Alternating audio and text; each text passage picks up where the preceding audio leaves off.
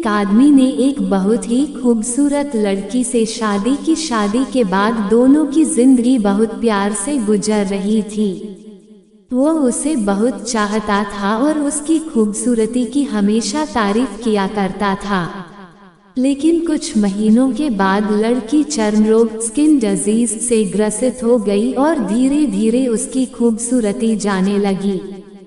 खुद को इस तरह देख उसके मन में डर समाने लगा कि यदि वह बदसूरत हो गई तो उसका पति उससे नफरत करने लगेगा और वो उसकी नफरत बर्दाश्त नहीं कर पाएगी। इस बीच एक दिन पति को किसी काम से शहर से बाहर जाना पड़ा। काम खत्म कर जब वह घर वापस लौट रहा था, उसका एक्सीडेंट हो गया। एक्सीडेंट में उसने अपनी दोनों आंखें खो दी, लेकिन इसके बावजूद भी उन दोनों की जिंदगी सामान्य तरीके से आगे बढ़ती रही।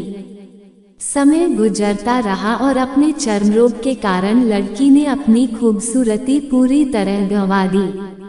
वह बदसूरत हो गई, लेकिन अंधे पति को इस बारे में कुछ भी पता नहीं था, इसलिए इसका उनके खुशहाल विवाहित जीवन पर कोई प्रभाव नहीं पड़ा। वो उसे उसी तरह प्यार करता रहा। एक दिन उस लड़की की मौत हो गई। पति अब अकेला हो गया था। वह बहुत दुखी था। वो उस शहर को छोड़कर जाना चाहता था।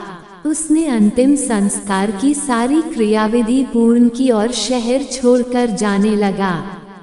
तभी एक आदमी ने पीछे से उसे पुकारा और पास आकर कहा, अब तुम बिना सहारे के अकेले कैसे चल पाओगे? इतने साल तो तुम्हारी पत्नी तुम्हारी मदद किया करती थी।